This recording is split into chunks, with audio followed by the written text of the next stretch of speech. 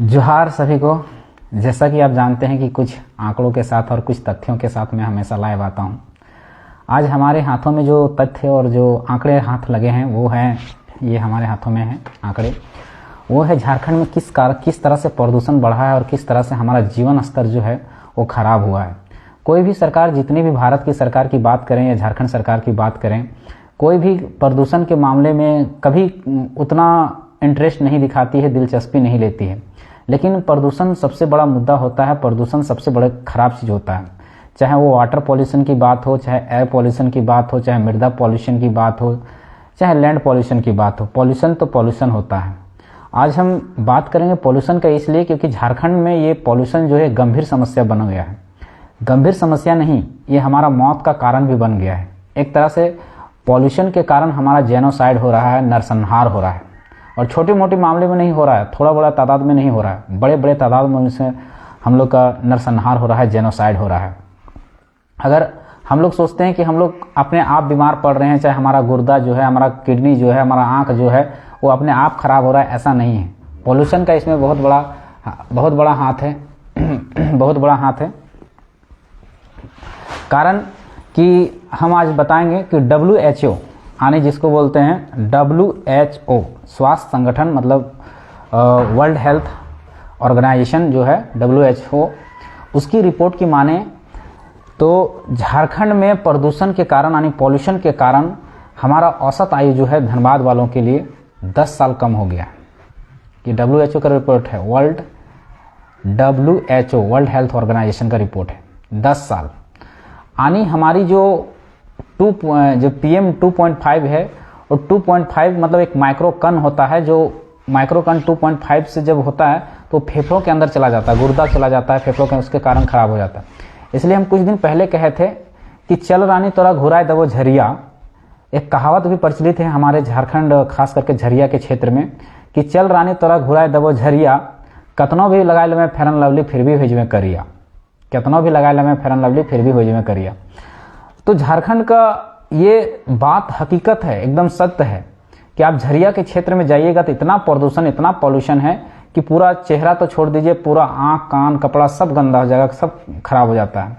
तो उसी पर हेल्थ ऑर्गेनाइजेशन का जो रिपोर्ट आया, स्वास्थ्य संगठन का WHO का जो रिपोर्ट आया, उसमें कहा कि वहाँ के जो धनबाद वासी हैं उनकी उम्र जो है औसत 10 साल लगभग कम हो गई है। और पहले धनबाद ही शहर शामिल था, लेकिन अभी की रिपोर्ट में कह रहा है कि भारत के 10 शहरों में सबसे प्रदूषित शहर जो है वो धनबाद का झरिया शहर है। 10 शहरों में पूरा भारत के, और पूरा भारत के शहरों में अभी और प्रदूषित शहरों में अगर माने तो हमारा राजधानी रांची और जमशेदपुर भी शामिल हो चुका है। मतलब 3 सिटी अभी शामिल हो चुका है, पहले 1 था, अभी 3 सिटी शामिल हो गया सबसे प्रदूषित शहरों में। बात यहाँ खनन की बात नहीं है, बात आप खनन कीजिए लेकिन सतत खनन कीजिए, सस्टेनेबल जो खनन होता है वो कीजिए। लेकिन झारखंड सरकार के, चाहे झारखंड के जितनी भी कंपनियां चलती है, चाहे CCL हो, चाहे BCCL हो, चाहे ECCL हो, सभी कंपनियां केवल और केवल अपना मुनाफा चाहती हैं, केवल और केवल अपना मुनाफा काम करने का। जबकि कोई भी कंपनी हो, चाहे CCL हो, चाहे BCCL हो, चाहे ECL हो, इन कंपनियों को, चाहे टाटा, मेदांता, कोई भी कंपनी हो, जितनी भी कंपनियां उत्खनन करती है, कोई भी कार्य करती है, कंपनी लगाती है, तो उसका 10% ग्रीनरी में खर्च करना है। यानी अगर एक कंपनी को 1 करोड़ का फायदा हो रहा है तो कम से कम उसमें 10 लाख रुपया जो है वो ग्रीनरी में खर्च करना, उसको वाटर पॉल्यूशन को कंट्रोल करने के लिए, एयर पॉल्यूशन को कंट्रोल करने के लिए, लैंड पॉल्यूशन को कंट्रोल करने के लिए ये काम करना है। लेकिन यहाँ या तो आप लैंड पॉल्यूशन की बात कीजिए, चाहे वाटर पॉल्यूशन की बात कीजिए, चाहे एयर पॉल्यूशन की बात कीजिए, सभी पॉल्यूशन का स्तर इतना बढ़ चुका है कि यहाँ लोगों का नरसंहार हो रहा है गुप्त रूप से। इस पे तो किसी का नजर ही नहीं जा रहा है, ना किसी सरकार का नजर जा रहा है, ना आम जनता का नजर जा रहा है, ना आम जनता सोच रही है इस पर। लेकिन सबसे ज्यादा अगर किसी में हम मारे जा रहे हैं, किसी में अगर हमारा हत्या हो रहा है, हमें खात्मा किया जा रहा है, तो पॉल्यूशन के तहत किया जा रहा है। आज हमारे हजार एकड़ भूमि जो है कंपनियों के पॉल्यूशन के कारण आज वो बंजर होती जा रही है। आज मतलब लाखों लोग, करोड़ों लोग एयर पॉल्यूशन के कारण सांस लेने की दिक्कत हो रही है, आंख में दिखना बंद हो गया है, फेफड़ा खराब हो गया है, लाखों लोगों के। इस विषय पर कोई सरकार सोचता ही नहीं, इस सरकार बात ही नहीं करता, कोई सरकार इस पर ध्यान ही नहीं देता। कंपनियां अपना मनमानी कर रही हैं, केवल उत्खनन करने पर जोर दे रही हैं।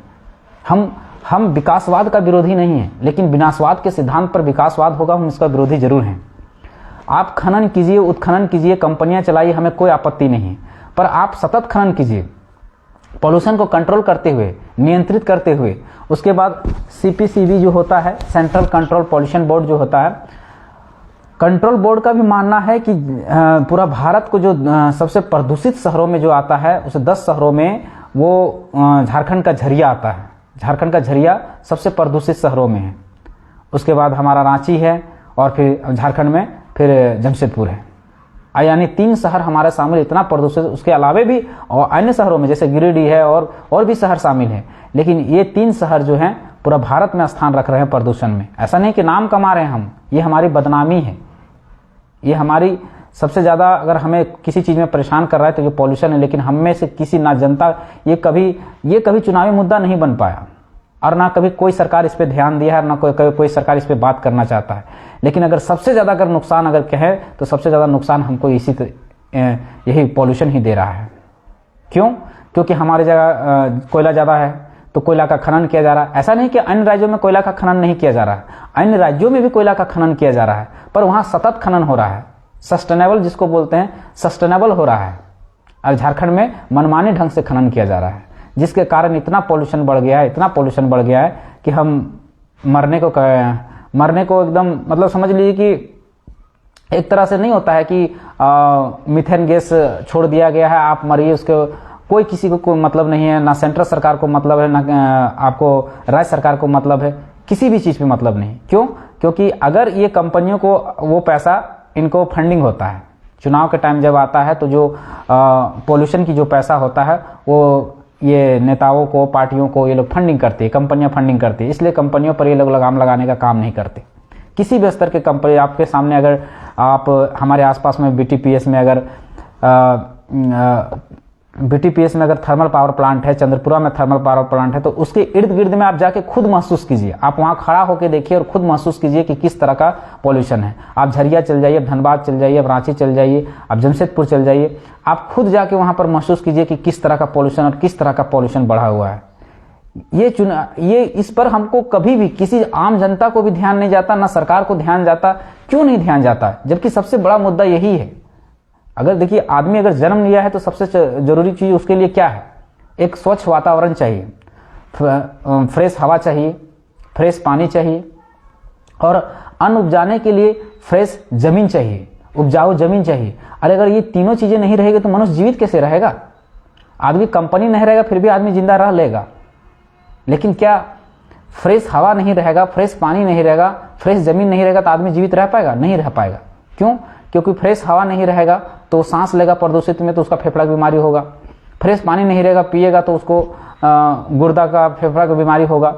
और अगर जमीन फ्रेश नहीं रहेगा तो जमीन में अगर प्रदूषित रहेगा तो उसमें अन्न कैसे उपजेगा? और जब तक अन्न नहीं उपजेगा तो आदमी, मनुष्य खाएगा क्या?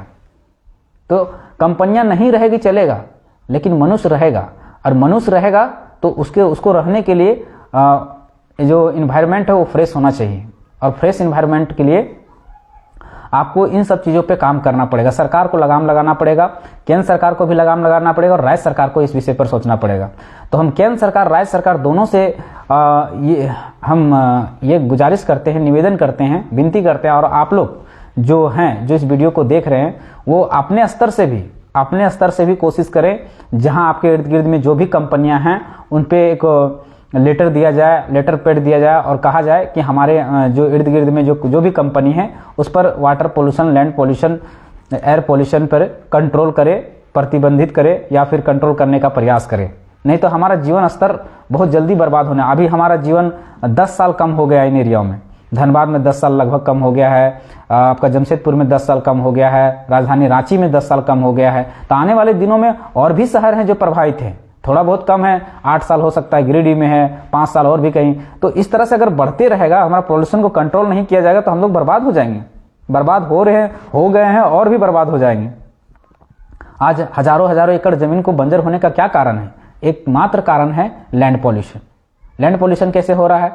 जो भी थर्मल पावर प्लांट की मान लीजिए जहां पर है वहां पर जो धुआं उठ रहा है, धुआं ऊपर जा रहा है, फिर उसका राख जो है नीचे गिर रहा है जमीन पर, तो जमीन उपजाऊ कैसे रहेगी।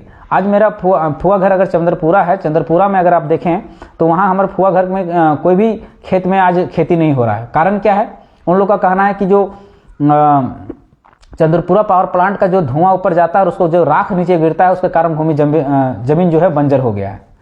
बताइए, फिर भी उन कंपनियों में जमीन हमारी बंजर हो रही है, जगह हमने दिया, कंपनियों को बसने के लिए हमने दिया, ना बिजली मिला, ना पानी मिला और ना ही रोजगार मिला। रोजगार भी बाहरी लोग ले रहे हैं, वहां पर क्वार्टरों में बाहरी लोग रह रहे हैं, बिजली पानी का फायदा भी बाहर के लोग उठा रहे हैं। तो हमें मिला ही क्या, केवल वाटर पोल्यूशन, एयर पोल्यूशन और लैंड पोल्यूशन।